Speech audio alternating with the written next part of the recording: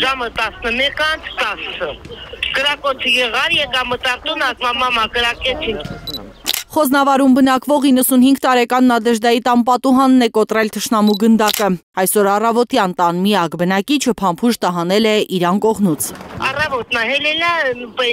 պուլյան չարելա, թե ինչ իմացելա, որ կրակել, հետո մեր գյուղապետը գնացել տեսելա, ինչ որ նկարելա, բայց պատուհանը ծակել է, էլի անցկաբացել պատուհանի շիշը։ Նադեժդայի հարևանուհիներն ասում են, որ այս անգամ թշնամին նշան է բռնել գյուղի ամենակենտրոնում գտնվող տան ուղղությամբ ու չեն հասկանում, ինչպես է փամփուշտը կոտրել այն տան պատուհանը, որն իրենց համոզմամբ չի երևում ադրբեջանցիների դիրքերից։ Ինքը այդ հյուրասենյակը մաքնում, դիմաց մաքնում, հենց լա պատուհանի տակածմա եկել է այդ պայնը, պատրոնը ընկել է իր կարավատի վրա, ինչ։ Ենքան որ այդ պատրոնը մեր գյուղապետը գնացել ճարել է, էլի։ Հայլուրի տասնյակ զանգերին այսօր չի պատասխանել Խոզնավարի վարչական ղեկավարը։ Գյուղացիների խոսքով Նադեժդայի տան մոտ կեսօրին ոստիկաններ, զինվորականներ են եղել։ Ցավոք սրտի կրկնվում են այդպիսի դեպքերը,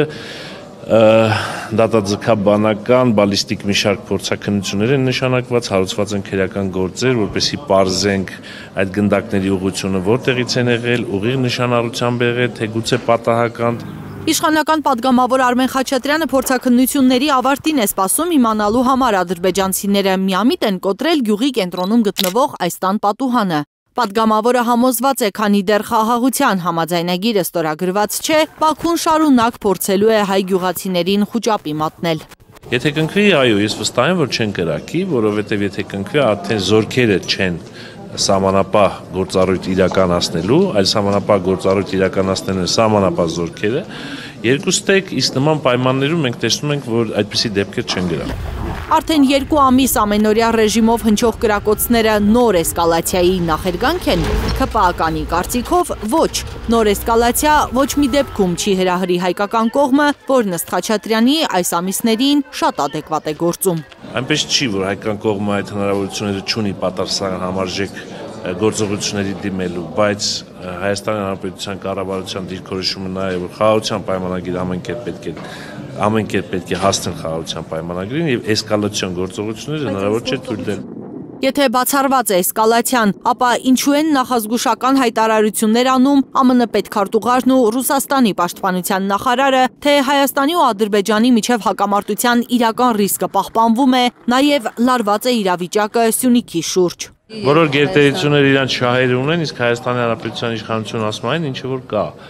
Եվ դրա համար պատասխան է տալիս։ Որևէ գերտերության հայտարարություն կամ բան, դա չես կարող ասել ինչ հիմքեր ունի։ Պատիվ ունեմ խմբակցության քարտուղար Տիգրան Աբրահամյանի կարծիքով սրանք պատահական հայտարարություններ չեն։ Այս հայտարարությունները, որոնք հնչել են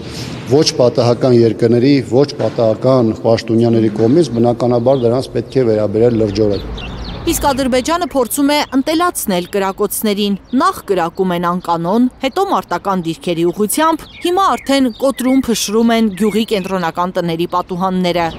Հայկական կողմից պատասխանում են, որ սովորական կրակոցներ են, խուճապ չկա, գնում ենք դեպի խաղաղություն։ Որոշակի, այսպես ասած, կոմֆորտ զոնա է ստեղծվել եւ կարծես թե որոշակիորեն նաեւ մարդկանց մոտ տպավորություն է ստեղծվել, թե իրավիճակը գնում է խաղաղության հաստատման ճանապարհով։ Բայց դրան զուգահեռ արդեն երևի 1.5 ամիս կամ միգուցե արդեն մոտենում ենք 3-րդ ամսին, առաջնակցի տարբեր ուղղություններով կա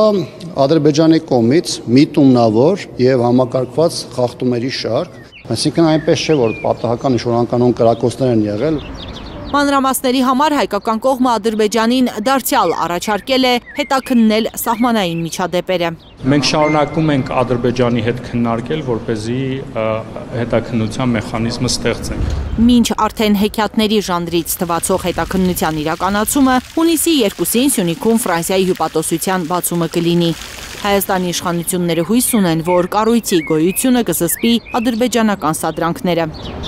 Լիլիթ Խալաթյան, Արմեն Ապրեսյան, Հայլուր։